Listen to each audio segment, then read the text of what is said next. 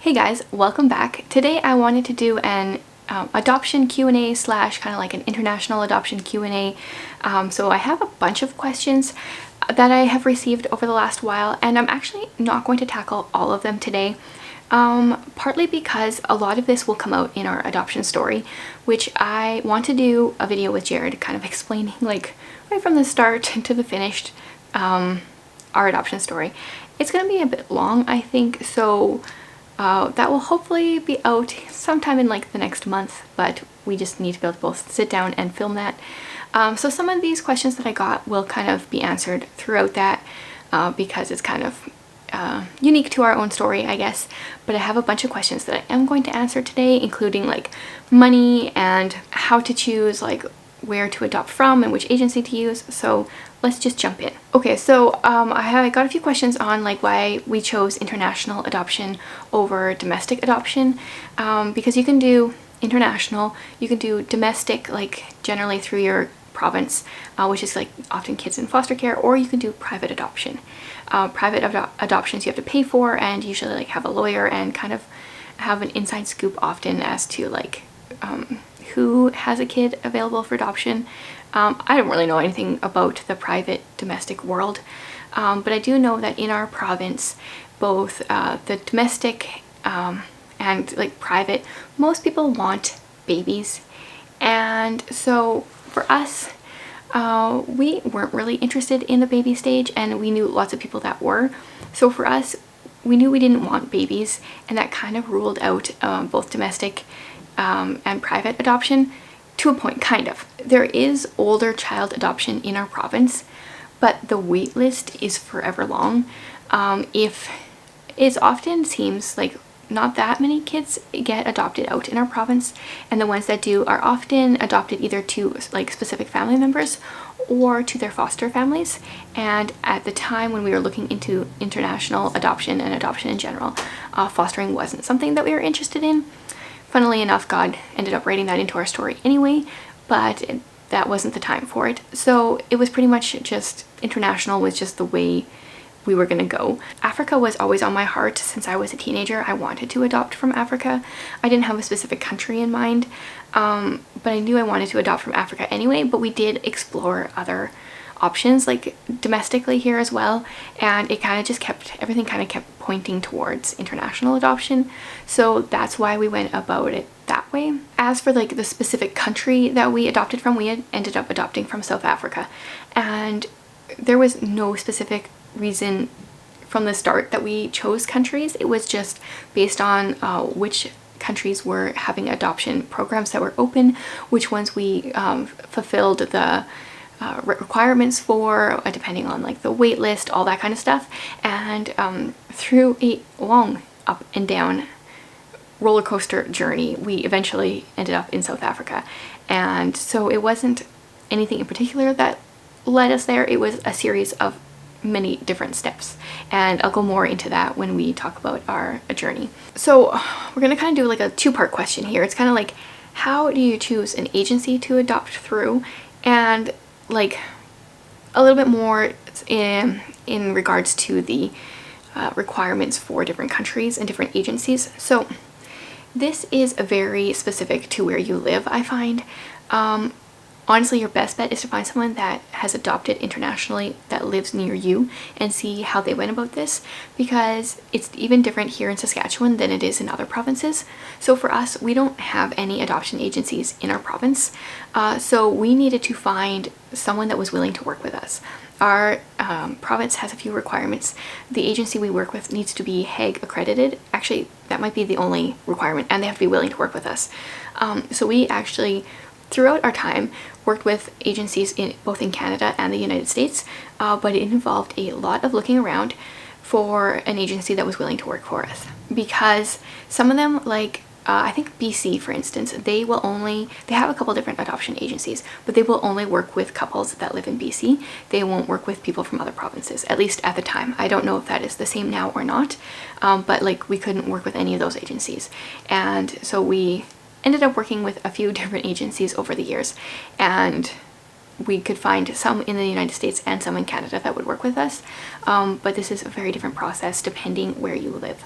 And then kind of just the thing that I wanted to note is that different countries will have different requirements, and I don't really remember any of the specifics offhand. I think China, like, you have to be both people, or at least one person has to be over 30. I think Haiti was like the same. Some of them have restrictions on how many kids you already have in your home.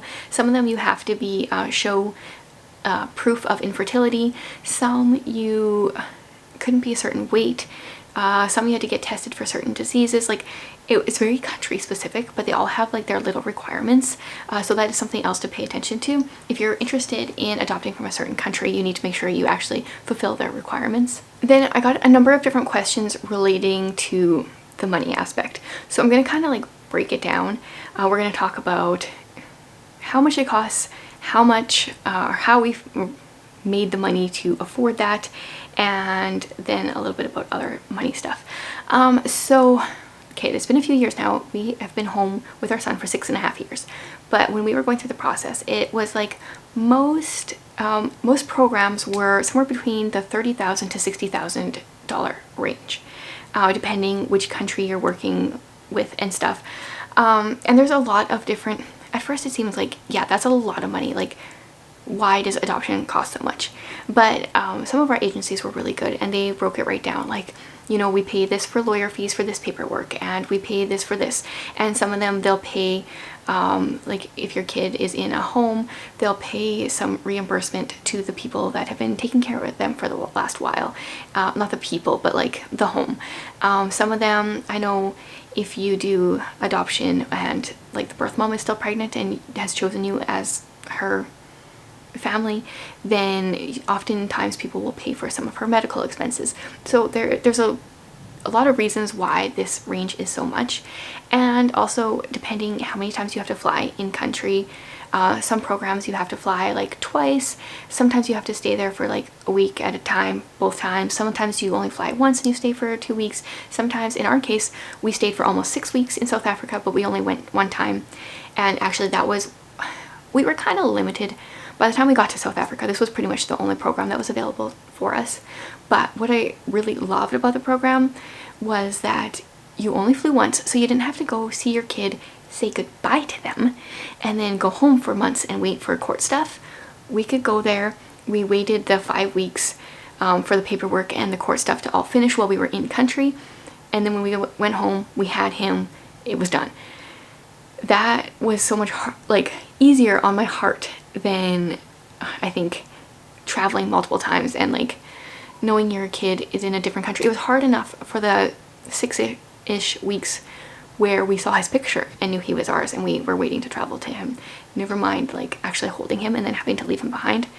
I've got off on a rabbit trail here, but it was something that I really liked about our program. So there's a variety of reasons that it can cost so much for international adoption.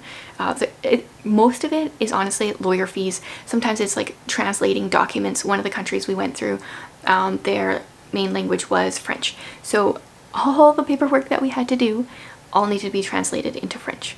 And so like they have to hire someone to do that. And it's just a little bit here and there that just adds up. And if you are with an ethical agency, for the most part, they will kind of break this down for you and show you exactly where the money is going. Okay, so when you see the number $30,000 to $60,000, I'm guessing most of you are like us and just didn't have that kind of money kicking around. Like, we were really broke, but we felt like it was something that God was leading us to do, and we honestly stepped out in faith. You didn't need to give all this money right at the beginning.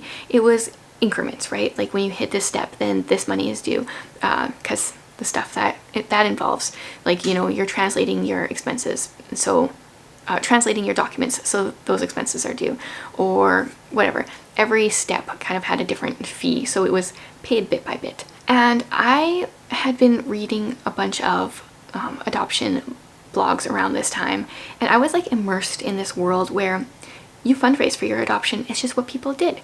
And I was like, sweet, like this helps me realize, like, okay, we can do this. It's not, we don't have to bring in all this money. And I was on board with it because I saw it as something you did. We tried to do a fundraiser our parents were going to put it on for us. It was, I think, a steak night fundraiser, if I remember correctly. And do you know what our response was of people that replied, like RSVP'd, that were not family members? 0. So where we live, apparently this idea of, you know, helping people through international adoption at that time was not a thing.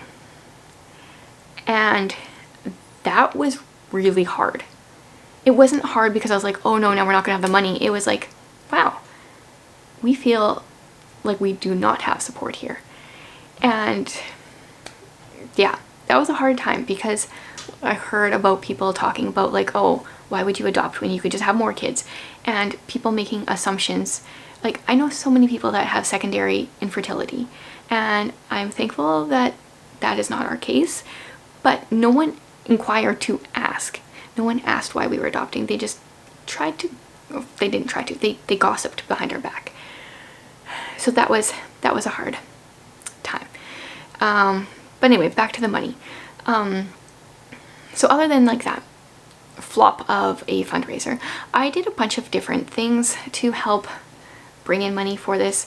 I started blogging around this time and brought in a little bit of money that way. I did some photography sessions, photo sessions, where I just let people give whatever they wanted. I did some like artsy stuff. I made some stuff. I sold some stuff. Like we just kind of did a little bit of everything, and we squirreled away like all our extra money. And at the time as well, I was substitute teaching to bring in some money.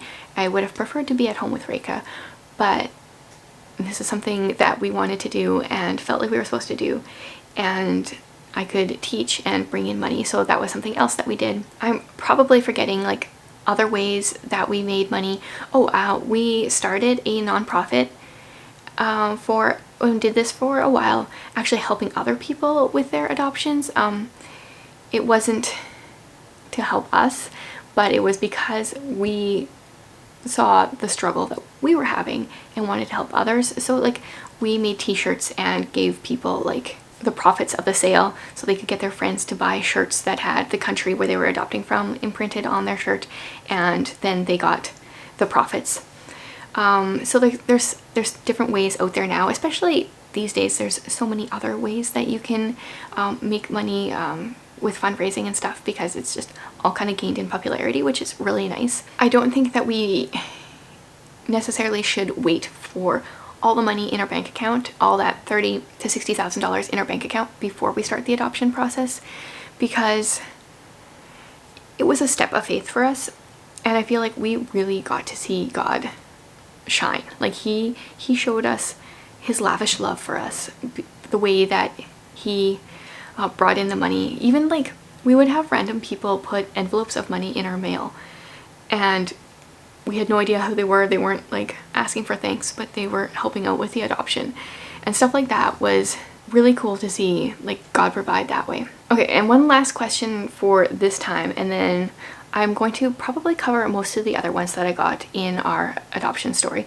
Someone asked how long the process was, and for us it was almost exactly 3 years from when we started the paperwork to when we got Ephraim. But I know it varies. I know people that did it in less than a year. I know people that have had longer time spans than we have. It depends on the country you're adopting from, how things are moving at that particular time.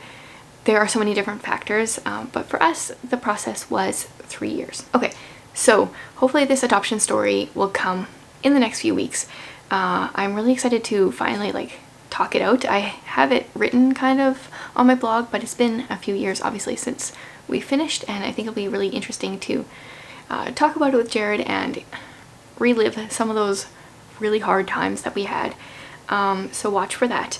And if you have more adoption questions, let me know. I'll maybe answer them as we talk about our adoption story, or I'll do another Q&A.